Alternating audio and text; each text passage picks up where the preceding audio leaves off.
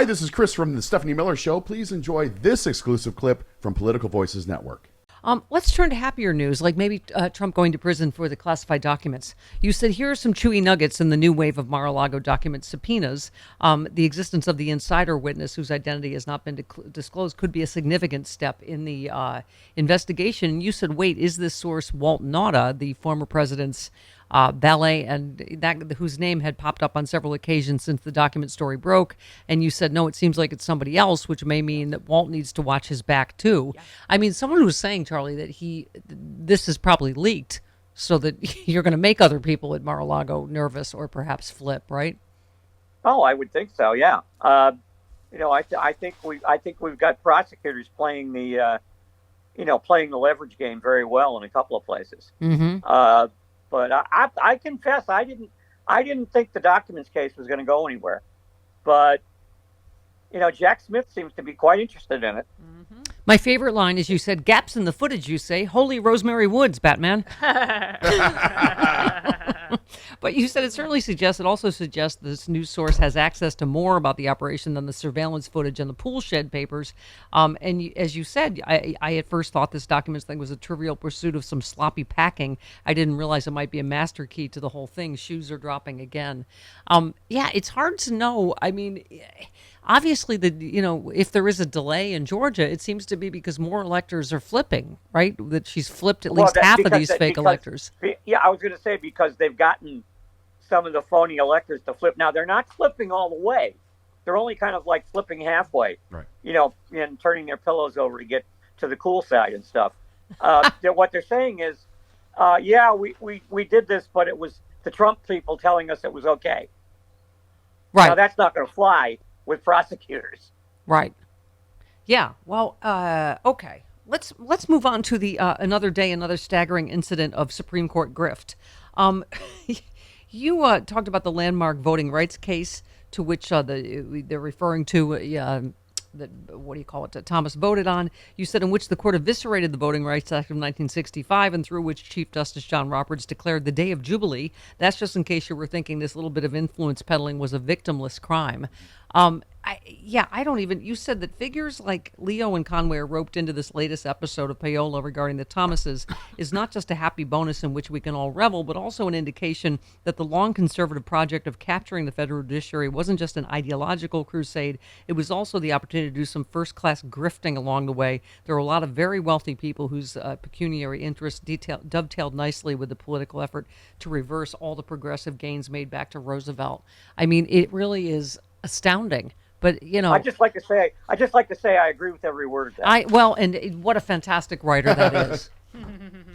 I'm going to meet him someday. I really do. You know what?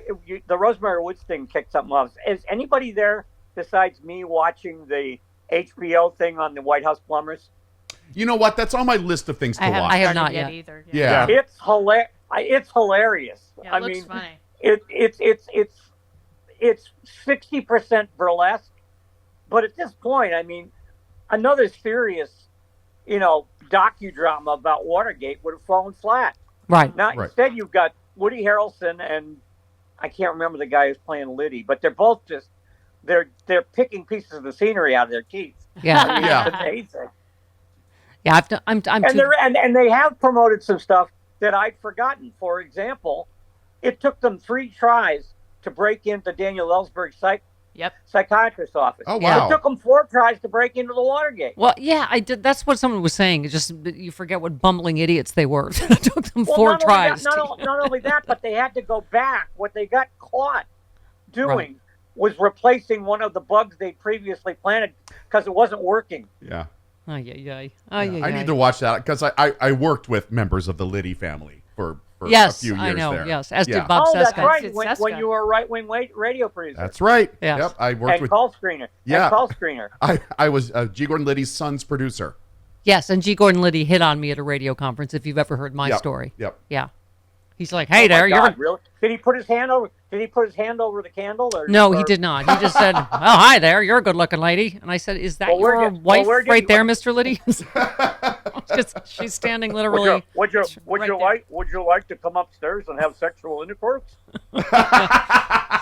Surprising I turned that down. But yeah. Amazing.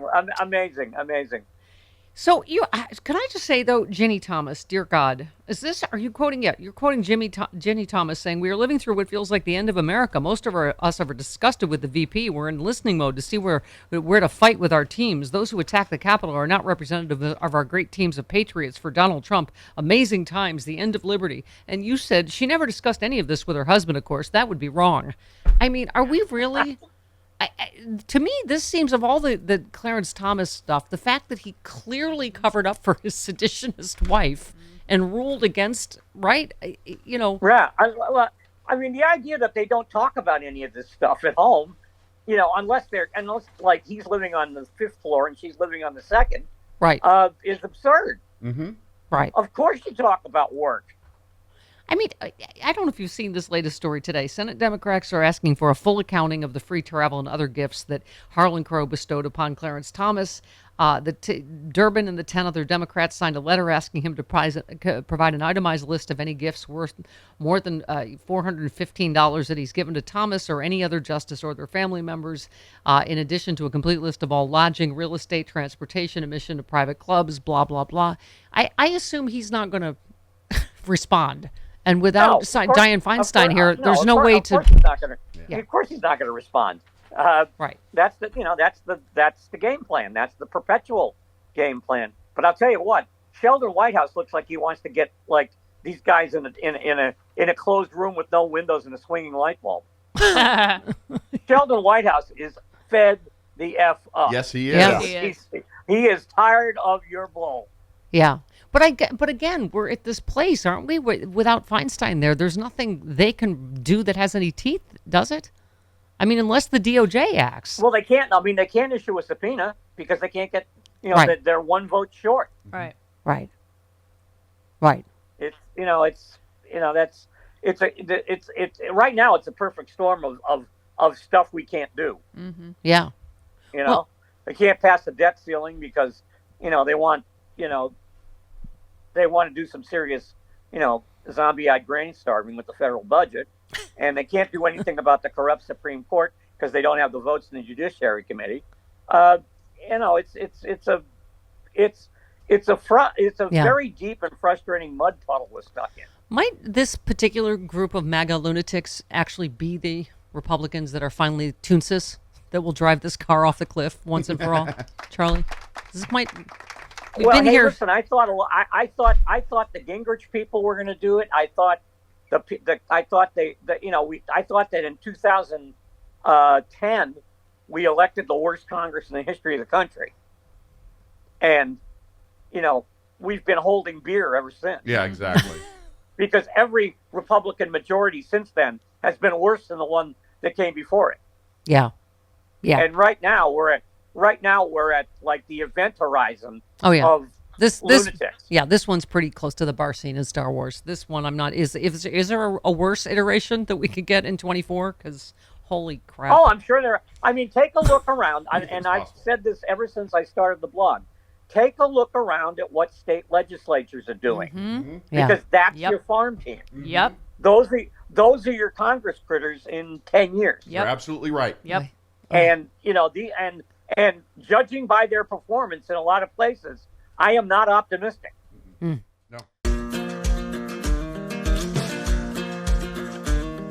Hey all, Glenn Kirschner here. Friends, I hope you'll join me on my audio podcast, Justice Matters. We talk about not only the legal issues of the day, but we also talk about the need to reform ethics in our government. Here's one example, the oath of office. You know the one. I do solemnly swear to support and defend the Constitution against all enemies, foreign and domestic. Let's add 22 words to that oath.